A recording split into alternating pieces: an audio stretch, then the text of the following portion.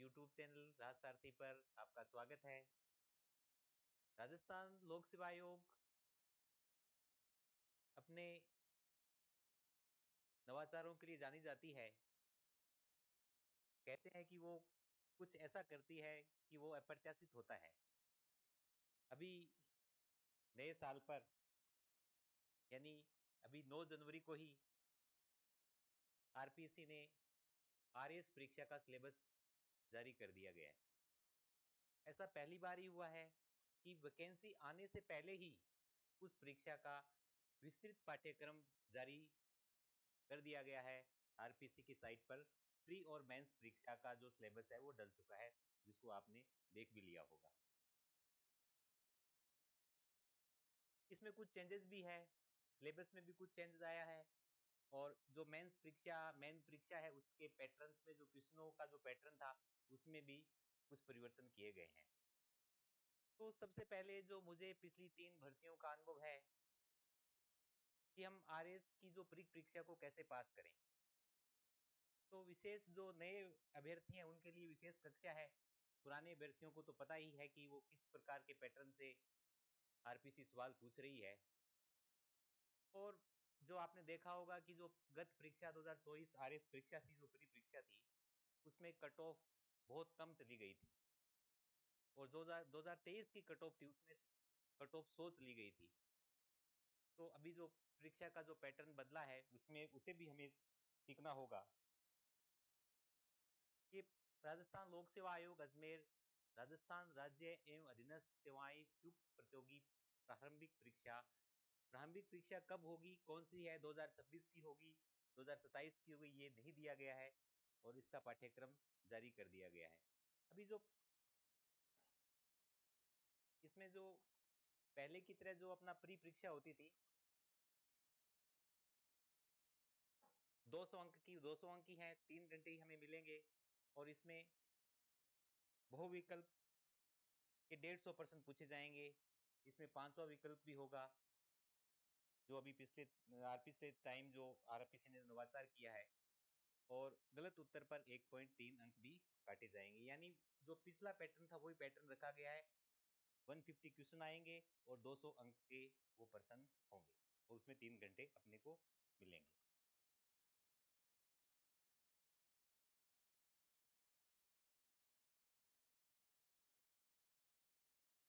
राजस्थान इतिहास, कला, संस्कृति, साहित्य, परंपरा एवं विरासत।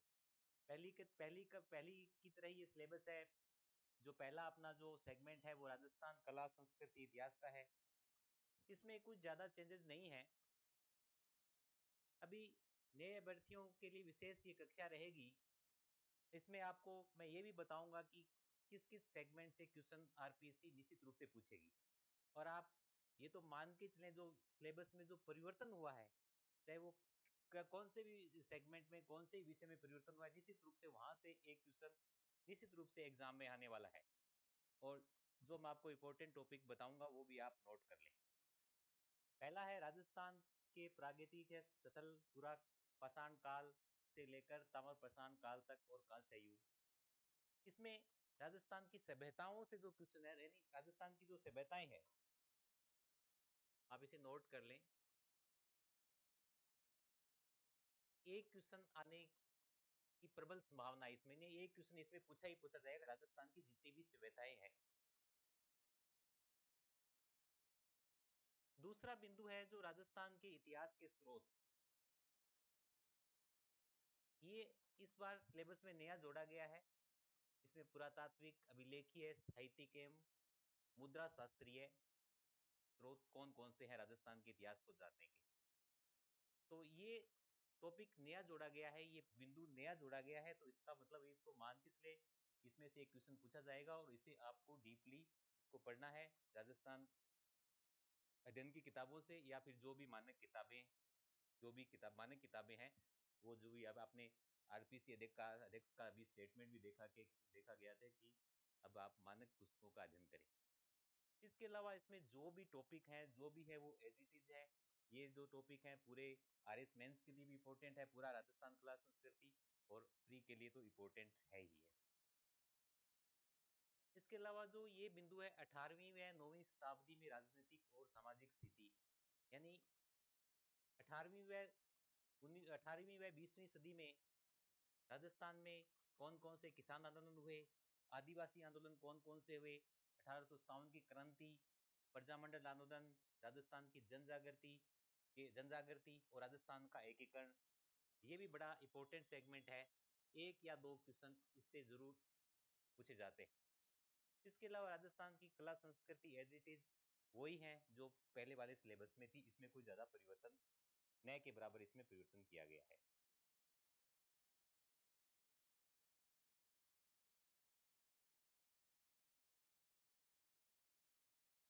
दूसरा है भारत का इतिहास।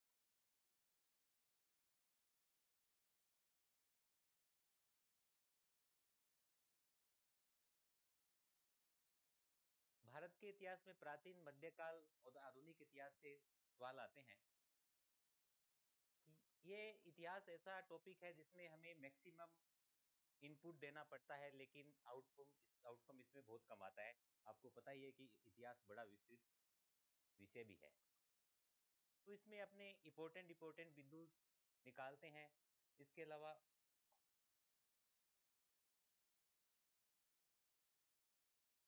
पॉज कर दो। दूसरा इसमें सेगमेंट है भारत का इतिहास। भारत के इतिहास में प्राचीन काल, मध्यकाल और आधुनिक काल तीनों सेगमेंट से क्वेश्चन पूछे जाते हैं। ये ऐसा टॉपिक है या ऐसा सेगमेंट है जिसमें हमें इनपुट ज़्यादा करना पड़ता है, लेकिन इसमें आउटपुट बहुत कम ही आता है, ये आपको पता ही है। इसमें भी अपने ऐसे टॉपिक्स या फिर ऐसे टॉपिक ढूंढते हैं जिसमें मैक्सिमम सवाल आने की संभावना रहेगी। इसमें पहला है भारत के सांस्कृतिक आधार। इसमें जो आजीविक संप्रदाय, बौद्ध और जैन धर्म, तीनों को अपने को विशेष रूप से अच्छे से पढ़ना है।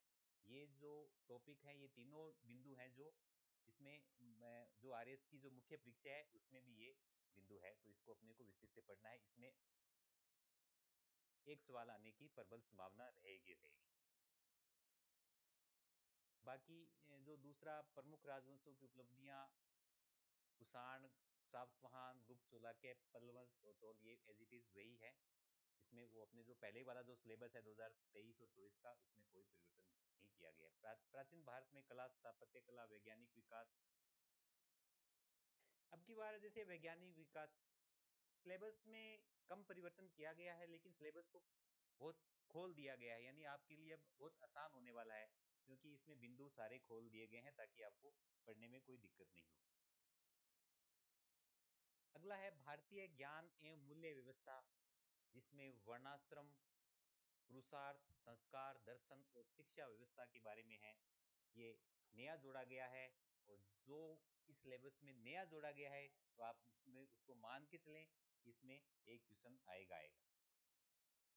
इसके अलावा जो विजयनगर साम्राज्य है, विजयनगर साम्राज्य सिलेबस में पहले भी था, इस बार भी है, ये भी इंपॉर्टेंट है, इसमें भी एक सवाल आने की संभावना रहेगी। इसके अलावा एक जो लास्ट जो बिंदु है, धार्मिक आंदोलन, भक्ति एवं सूफी आंदोलन का योगदान, ये बहुत इंपॉर्टेंट है, मोस्ट इम्पोर्टेंट है प्री और मेंस के लिए। और इसमें मेंस में हो सकता है 5 या 10 नंबर का क्वेश्चन भी आ जाए, तो आप इसे प्री के साथ इस टॉपिक को कर लें।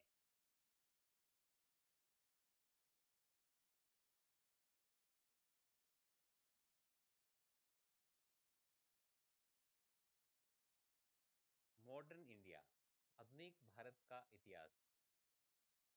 आधुनिक भारत इतिहास में कुछ चेंजेस किए गए हैं। इसमें विशेष रूप से ये टॉपिक जोड़ा गया है, ब्रिटिश साम्राज्यवाद और प्रतिरोध, इसके साथ मराठा, मैसूर और सिख। इंपॉर्टेंट है क्योंकि नया जोड़ा गया है, तो इसमें एक क्वेश्चन आएगा, इसकी भी अपने गारंटी मान सकते हैं। इसके अलावा जो पूरा भारत का जो राष्ट्रीय आंदोलन है, पूरी राष्ट्रीय आंदोलन के जितने भी चरण हैं, वो एज इट इज सिलेबस में है, प्री में भी है, मेंस में भी है। इसके अलावा जो राज्य पुनर्गठन है, और नेहरू नेहरू युग में संस्थाओं का निर्माण है,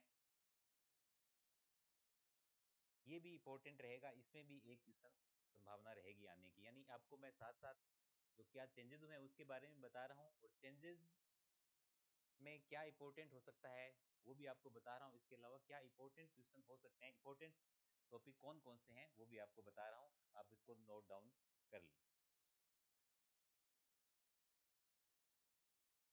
नेक्स्ट है विश्व एवं भारत का भूगोल। इसमें विश्व भूगोल भी पूछा जाता है, भारत का भूगोल, और थर्ड राजस्थान का भूगोल। राजस्थान के भूगोल से भी क्वेश्चन आते हैं, राजस्थान से भूगोल से मैक्सिमम क्वेश्चन आते हैं। विश्व भूगोल में कोई परिवर्तन नहीं किया गया है, इसमें वही विश्व भूगोल भौतिक स्वरूप, पर्वत, पठार, मैदान, मरुस्थल, इनकी लोकेशन पूछी जाती है कि कौन सा पर्वत किस देश में है या फिर किस महाद्वीप में है, पठार, मैदान और मरुस्थल। प्रमुख नदियां व झीलें पहले ही था, प्राकृतिक वनस्पति, कृषि के प्रकार, प्रमुख फसलें, प्रमुख औद्योगिक प्रदेश व प्रमुख उद्योग। ये इंपॉर्टेंट टॉपिक है, हालांकि सिलेबस में पहले भी था, लेकिन बहुत मोस्ट इंपॉर्टेंट टॉपिक है प्रमुख औद्योगिक प्रदेश और प्रमुख उद्योग। इसमें भी एक क्वेश्चन आता है। इसके अलावा जो भौतिक स्वरूप है, इसमें भी एक क्वेश्चन आने की संभावना रहती है। इसके अलावा पर्यावरणीय मुद्दे, मरुस्थलीकरण, वनोन्मूलन, जलवायु परिवर्तन, ग्लोबल वार्मिंग और ओजोन अवक्षय, ये भी मोस्ट इंपॉर्टेंट है, और मेंस के हिसाब से भी ये टॉपिक इंपॉर्टेंट है। भारत का भूगोल, भारत के भूगोल में भी वही भौतिक विभाजन, जलवायु में कोई परिवर्तन नहीं है, एज इट इज वही कुछ है, और सिलेबस को थोड़ा विस्तृत कर दिया गया है, यानी उसको सिलेबस को खोल दिया गया है, तो अपने को वही पढ़ना है तो पहले था।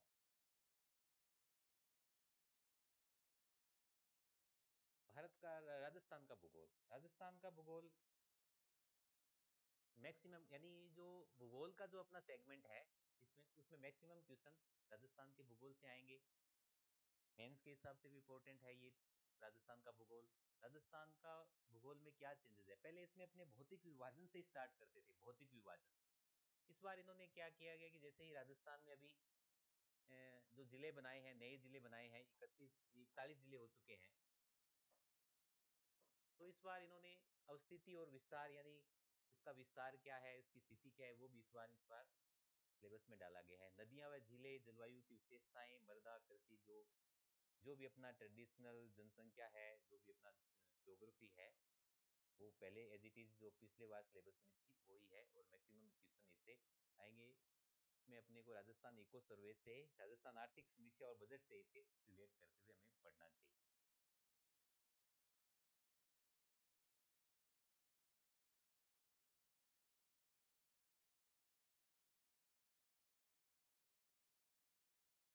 नेक्स्ट है भारत का संविधान, राजनीतिक व्यवस्था और शासन। ये सेगमेंट हमें प्री और मेंस दोनों के हिसाब से पढ़ना चाहिए, क्योंकि इसमें मेंस में मुख्य परीक्षा में भी इसका वेटेज है। इसमें संविधान का निर्माण हम पहले भी पढ़ते थे, संविधान का निर्माण कैसे हुआ, संविधान निर्मात्री सभा से लेकर फिर बाद में उसका किन किन परिस्थितियों में गठन हुआ, क्या क्या उसके सामने चुनौतियां आई, वो भी हमें सब पढ़ना है। इसके अलावा जो किन किन देशों से हमने जो विशेष प्रावधान लिए, प्रस्तावना पहले भी थी, नागरिकता पहली बार जोड़ा गया है। नागरिकता हालांकि अपने पढ़ते तो थे, लेकिन सिलेबस में इसका इंडिकेशन नहीं था, इस बार इन्होंने विशेष रूप से नागरिकता ऐड कर दिया गया है, तो नया टॉपिक जोड़ा है, तो इसमें प्रश्न आने की संभावना रहेगी। इसके अलावा फंडामेंटल राइट, डीपीएसपी और मूल करते हुए एज इट इज वही है। इसके अलावा इसमें कोई ज़्यादा चेंजेस नहीं है। राष्ट्रीय महिला आयोग, इंडियन पॉलिटी में राजस्थान महिला आयोग नया टॉपिक जोड़ा है, और इसके अलावा राष्ट्रीय बाल अधिकार संरक्षण आयोग नया टॉपिक जोड़ा है, यानी दो नए टॉपिक जोड़े हैं। नए टॉपिक जोड़े हैं तो प्रश्न आने की संभावना इनसे प्रबल रहेगी। लोक नीति पहले भी पढ़ते थे, नागरिक चार्टर पहले भी पढ़ते थे, सामाजिक अंकेक्षण और शिकायत निवारण प्रणाली, ये कुछ नए टॉपिक इसमें जोड़े गए हैं। इसके अलावा लोकपाल, केंद्रीय जो आयोग हैं, सूचना आयोग और सतर्कता आयोग हैं, ये पहले भी अपने सिलेबस में थे, इसमें कोई ज़्यादा परिवर्तन नहीं किया गया है। राजस्थान की राजनीतिक एवं प्रशासनिक व्यवस्था, राजस्थान पॉलिटी, अभी जो पैटर्न चेंज हुआ है उसमें राजस्थान पॉलिटी बड़ा चैलेंज रहा है, और आगे वाली परीक्षाओं में भी ये चैलेंज रहने वाला है। इसमें अपने को डीप से पढ़ना होगा। इसमें राज्यपाल, मुख्यमंत्री व मंत्रिपरिषद पहले भी सिलेबस में था, विधानसभा, राजस्थान उच्च न्यायालय, न्यायालय, अन्य न्यायिक निकाय और महाधिवक्ता। हालांकि महाधिवक्ता हम पहले भी सिलेबस में पढ़ते हैं, लेकिन मतलब अपने पढ़ते हैं, सिलेबस में इंडिकेशन नहीं था, इस बार इसमें जोड़ा गया है तो महाधिवक्ता को अपने को डिटेल से पढ़ना है। नया टॉपिक जोड़ा गया है तो इसमें सवाल आने की प्रबल संभावना रहेगी। हमें देखना पड़ेगा कि प्रथम महाधिवक्ता कौन थे, इसके अलावा आज तक कितने महाधिवक्ता रहे हैं, इनकी क्या कार्य प्रणाली, इन्हें कौन नियुक्ति करता है, इनका वेतन कौन निर्धारित करता है, इनको शपथ कौन दिलाते हैं, किस आर्टिकल में इनका उल्लेख है। इसके अलावा मुख्य सचिव, सचिवालय, राज्य सचिवालय तो हम पढ़ते ही पढ़ते हैं, मेंस में भी पढ़ते हैं। विभिन्न विभागों के निदेशालय, ये नया टॉपिक जोड़ा गया है कि जो जितने भी विभाग है उनके निदेशालय किस किस जगह पर हैं, ये भी हमें देखना होगा। इसके अलावा संभागीय आयुक्त, जिला कलेक्टर, जो अपनी जिला प्रशासन है उसमें अपने ये चीजें पढ़ते हैं। आरपीएससी, राजस्थान राज्य निर्वाचन आयोग, सूचना आयोग। अब जैसे ही इन्होंने राष्ट्रीय महिला आयोग जोड़ा तो राजस्थान का जो राज्य महिला आयोग है इसे भी जोड़ दिया गया है, हालांकि ये संवैधानिक संस्था नहीं है। इसके अलावा राजस्व मंडल को भी नया जोड़ा है, तो ये दो टॉपिक इसमें जो आयोग में इनमें जोड़े हैं तो ये भी अपने को पढ़ना है। इसके अलावा पंचायती राज और नगरीय पालिकाओं का प्रशासन ने पहले भी सिलेबस में पढ़ते थे, इसमें कोई चेंज नहीं। इकोनॉमिक्स में क्या है,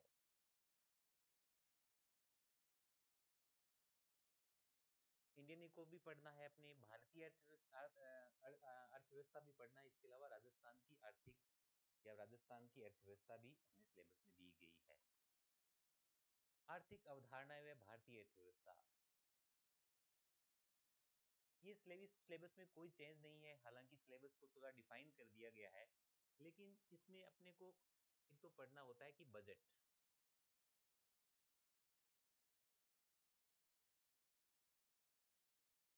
बजट, आर्थिक समीक्षा।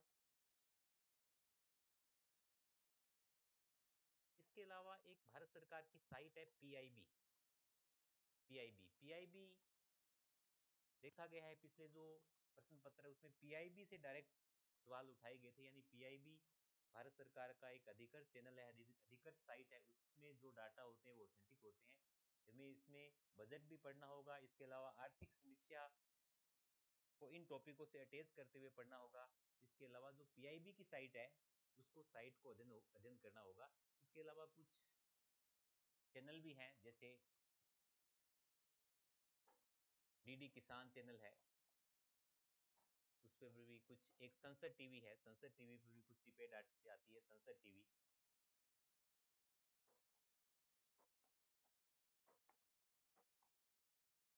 संसद टीवी पे भी कुछ डिबेट्स आती है, या फिर कुछ इस तरह के जो नए नवाचार करते हैं, कोई अधिनियम भारत सरकार लेके आती है तो उसका पक्ष और विपक्ष के बारे में वो चर्चा करते हैं।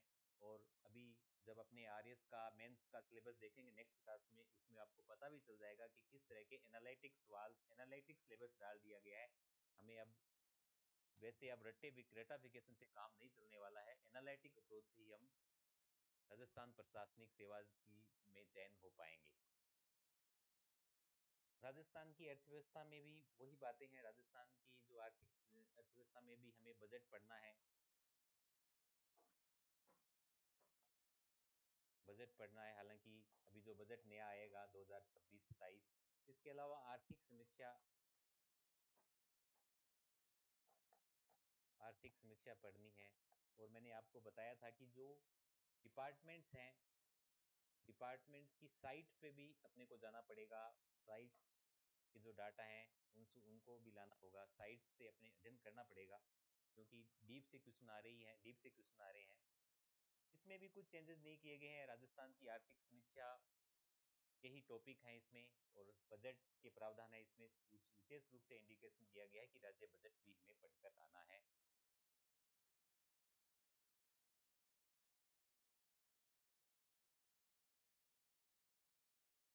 साइंस एंड टेक्नोलॉजी में क्या परिवर्तन किए गए हैं?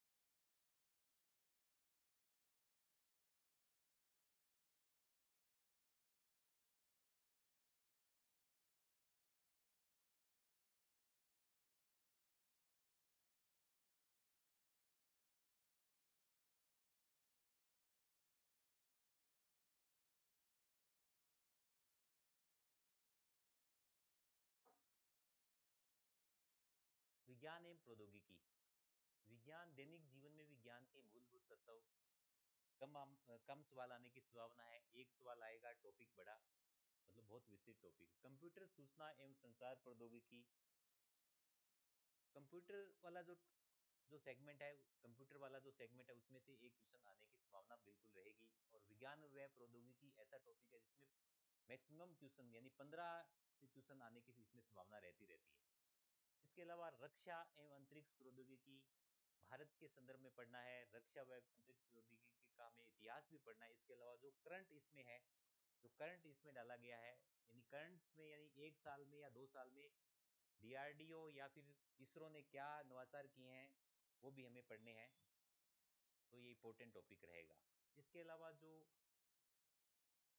जेनेटिक इंजीनियरिंग है, जैव प्रौद्योगिकी व नैनो टेक्नोलॉजी, ये भी इंपॉर्टेंट है, यानी ये पूरा इंपॉर्टेंट है। इसमें ऐसा कोई सेगमेंट नहीं है जिससे सवाल नहीं आएगा।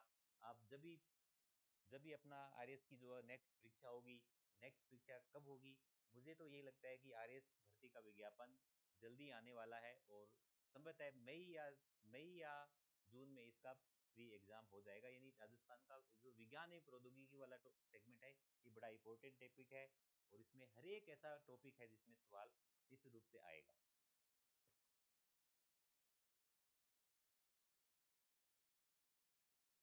हैंग हो गया क्या? बहुत कुछ। नेक्स्ट है तार्किक विवेचन एवं मानसिक योग्यता, यानी इसमें कुछ रीजनिंग है और कुछ गणित के टॉपिक है। ये भी टॉपिक इंपॉर्टेंट है, 15 या 20 सवाल इससे आते ही आते हैं। यानी 15 15 13 से लेकर 15 सवाल इसमें से आते हैं। इसमें कथन व मान्यताओं से एक सवाल आएगा। यानी जितने भी ये टॉपिक हैं इसमें से एक एक सवाल आएगा बिल्कुल। इसमें भी कुछ नया कुछ जोड़ा गया है। इसमें पहले वाले ही सारे टॉपिक हैं, इसमें एक टॉपिक नया जोड़ा गया है। कौन सा जोड़ा गया है? इसमें रैंकिंग एवं बैठक व्यवस्था नया टॉपिक जोड़ा गया है, तो इसमें एक सवाल बिल्कुल निश्चित रूप से आएगा। इसके अलावा जो गणित में अनुपात, समानुपात, साझा, लाभ हानि, इसमें कोई परिवर्तन नहीं किया गया है। ये सिलेबस वैसा ही है जो पहले जैसा सिलेबस था। और 13 से लेकर 15 सवाल आने की संभावना मैथ और रीजनिंग से रहती है। यानी 15 सवाल तो आप मान के चलें कि 15 सवाल इसमें आएंगे। इसके अलावा नेक्स्ट है करंट अफेयर्स। करंट अफेयर्स बिल्कुल चैलेंजेस रहा है। इसमें भी 12 से लेकर 15 सवाल आने की 15 सवाल आते ही आते हैं। इसमें सिलेबस को थोड़ा डिफाइन कर दिया गया है, हालांकि सिलेबस हमें सभी पढ़ना है। प्रमुख व्यक्तित्व पढ़ने हैं, स्थान, प्रासंगिक योजनाएं पढ़नी है, खेल और क्रीड़ा से संबंधित जो भी है। इसमें एक नया टॉपिक जो है प्रमुख पुरस्कार, प्रकाशन और प्रतिष्ठित लेखक, तो मुझे लगता है कि ये भी टॉपिक इंपॉर्टेंट रहने वाला है। और नेक्स्ट जो टॉपिक है अंतिम, राजस्थान सार्वजनिक परीक्षा भर्ती से अनुचित साधनों की रोकथाम अधिनियम। कौन सा अधिनियम है ये? अधिनियम 2022 अधिनियम है। तो ये अधिनियम पूरा अपने को बिल्कुल, जो साइट है अपनी राजस्थान विधानसभा की साइट से अपने को ओरिजिनल इसकी कॉपी निकालनी है। और आप एक सवाल इससे भी आने की संभावना बिल्कुल रहेगी। यानी आज संभावना क्या है कि ये तो नया टॉपिक जोड़ा है, तो इससे सवाल इस रूप में परीक्षा में पूछा ही जाएगा। तो कुछ कुछ टॉपिक मैंने आपको बताए कि किन किन टॉपिकों से सवाल आने की संभावना रहेगी। और अभी नए अभ्यर्थी, सर हम तो अभी अभी ग्रेजुएशन की है, हमारा सपना है राजस्थान प्रशासनिक सेवा में जाने का, तो हम क्या करें?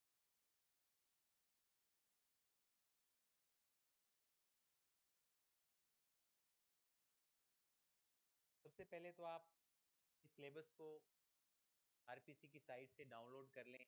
और मेंस दोनों सिलेबस को आप डाउनलोड कर लें। अब आप जहाँ भी पढ़ते हैं वहाँ पर चिपका लें। ये सिलेबस सबसे पहले अपने पास होना चाहिए।